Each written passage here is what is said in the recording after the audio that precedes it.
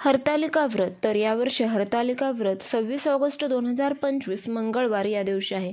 तर हे व्रत कसे करावे, कोणी करावे, ह्या दिवशी काय करावे व काय करू नये याबद्दल हा व्हिडिओ आहे. तर हा उपवास विवाहित स्त्रिया तसेच कुमारिका आपल्या मनासारखा चांगला जोडीदार मिळण्यासाठी करतात. तर हरतालिका तृतीय भाद्रपद शुद्ध तृतीया म्हणून ओळखतो. पतीला दीर्घायुष्य लाभावे तसेच सुखाचा आनंदाचा संसार वैवाहिक जीवन चांगले असावे यासाठी हा उपवास करतात. पतीच्या दीर्घायुष्यासाठी हा उपवास करतात. एकदा उपवास केला तर हा अखंड मरेपर्यंत उपवास केला जातो. त्याला अधेमध्ये सोडता येत नाही. जर आणि चुकून एखाद्या वेळी जर कोणाचा काही कारणाने सुटला तर नंतर तो उपवास धरता येत नाही. हरतालिका उपवासाला तिखट काहीही खाल्लेले चालत नाही. बहुतांश ठिकाणी फलाहारच केला जातो. तसेच एकदा सुरू केलेला उपवास अधेमध्ये सोडता येत नाही. त्यामुळे झेपत नसेल तर उपवास करू नये आणि जर झेपणार असेल तरच हा उपवास सुरू करावा. तसेच मासिक धर्म असेल तर तुम्ही पूजा करू शकत नाही, फक्त ऐकली कथा तरी चालते.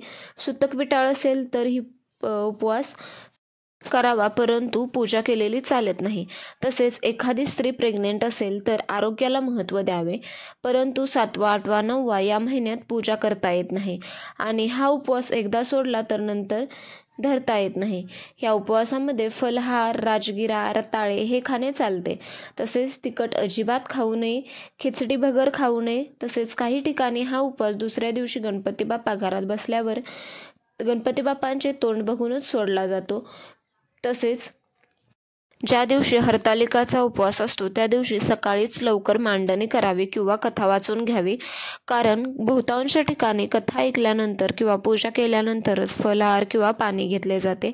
त्यामुळे तुम्हाला जसे जमेल त्याप्रमाणे तुम्ही करावे. तसेच तुमच्या भागात जशी परंपरा आहे तसे करावे.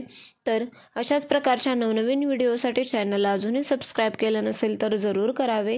व्हिडिओ पाहिल्याबद्दल धन्यवाद. श्री स्वामी समर्थ.